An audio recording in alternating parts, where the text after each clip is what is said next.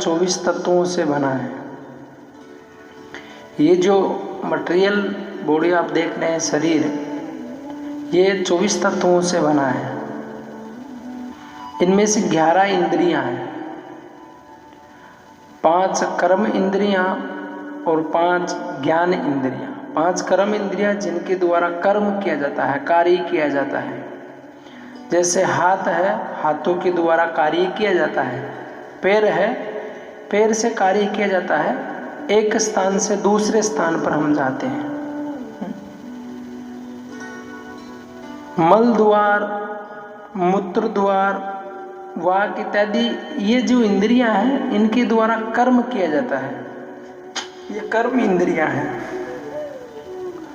और 5 इंद्रियां हैं ज्ञान इंद्रियां, जिनसे ज्ञान प्राप्त किया जाता है।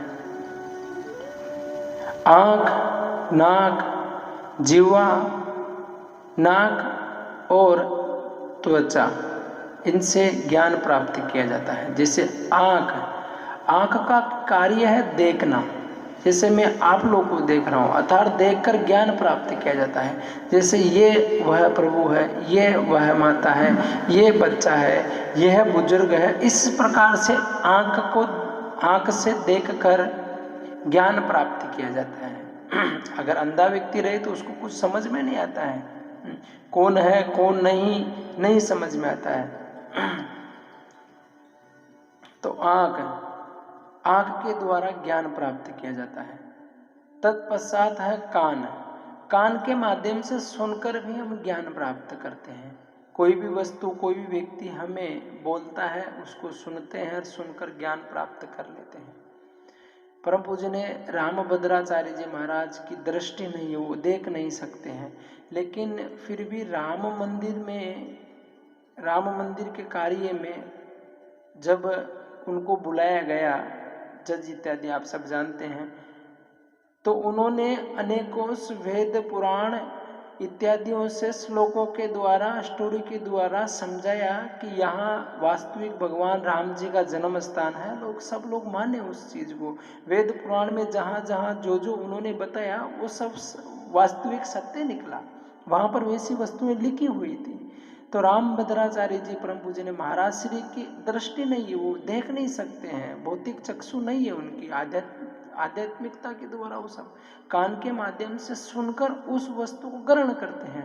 एक उदाहरण, वो तो महान दिव्य संत है पूज्य ने महाराज श्री, उनकी तो बात ही छोड़िए, वो तो भगवान के परम भक्त हैं। लेकिन मेरा कहने का अर्थ है कि भद्राचार्य जी महाराज को सब जानते हैं, आंख नहीं है, इसलिए मैंने उनका उदाहरण दिया है। कान का अर्थात सुनना, सुनकर ज्ञान प्राप्त करते हैं। जीवा का कार्य है कुछ भी वस्तु इसके अंदर डालते हैं, ठंडा, गरम, खट्टा, मीठा, तीखा, मिर्च मसाला इत्यादि जो भी है, तो ये उसको अनुभव करके हमको समझाता है कि नहीं ये गर्म पानी है पीते समय, यानी ये ठंडा पानी है, ये नॉर्मल है, ये इसमें मिर्ची अधिक है या नमक अधिक है भोजन में, या पानी में ऐसी तरलता है, या पानी खारा है, मीठा है। ये हर एक वस्तु का ज्ञान प्रदान करवाती है जीवा। नाक के माध्यम से, ये जो नाक है, नासिका के नाक के माध्यम से हम सूंघते हैं कि यहाँ पर गंध आ रही है या यहाँ पर सुगंध आ रही है। जैसे परफ्यूम इत्यादि लेने के लिए मॉल में जाते हैं तो बार बार अलग अलग परफ्यूम समझ पाते हैं कि ये ठीक है या ये नहीं है, ये अच्छा वाला है, ये बुरा वाला है।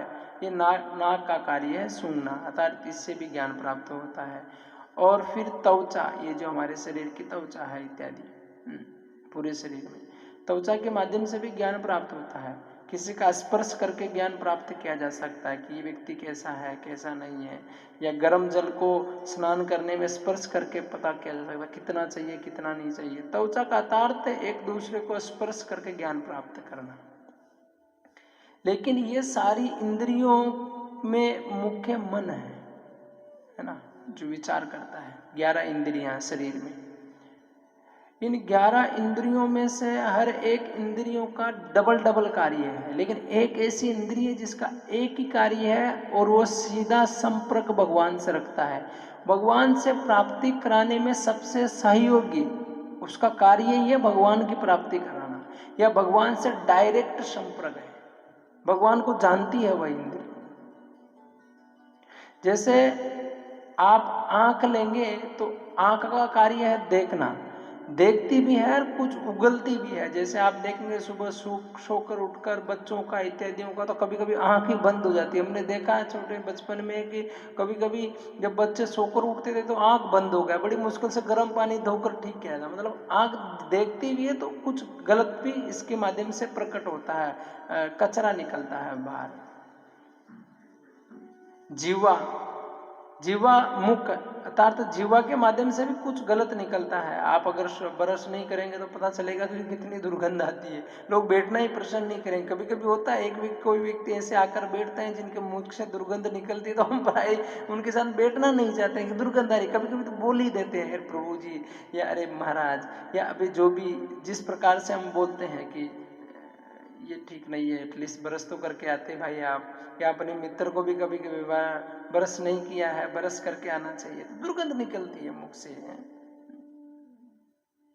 नाक का कार्य सूंघना भी है, कुछ उगलना भी है। नाक से कभी कभी तो इतना गहरा पदार्थ निकलता महाराज देखकर ही देंग जाते। कभी कभी तो क्लास के दौरान या कथा के दौरान भी सामने बैठकर ऐसे ऐसे नाक को इतना जोर से शी शी करते हैं कि दूसरे लोग देखकर हंसने लगते हैं। कथा में एक बार ऐसे हुआ था, एक प्रभु जी आकर बैठे तो उनको थोड़ा सर्दी था तो जोर जोर से कर रहे थे दूसरे लोग। मतलब नाक का कार्य है कि जितना ये अच्छा है उतना बुरा भी है, गलत भी निकालता। त्वचा शरीर की, इसमें भी आप देख लो 2 दिन तक स्नान पानी से साबुन इत्यादि मत लगाओ, पता चल जाएगा कितनी अच्छी त्वचा है। तर्थ ये सारी इंद्रियां जितनी अच्छी है उतना बुरा कार्य भी छोड़ती है। ये भगवान से थोड़ा अलग रखती है हमें, लेकिन एक है ये हमारी श्रवण इंद्रियां। ये कान जो है, ये कान ही एक ऐसा पदार्थ है, इस शरीर की ऐसी इंद्रियां हैं जो जड़ होते हुए भी चेतन है, सीधा संपर्क भगवान से रखती है। जो कुछ भी कर्ण के माध्यम से सुनते हैं वो भक्ति में परिवर्तन होता है, आध्यात्मिक वस्तु में। ये कर्ण भगवान अर्थात कान, कर्ण के माध्यम से ही भगवत प्राप्ति की जाती है। भगवान की प्राप्ति में बड़ा सहयोगी है ये कान।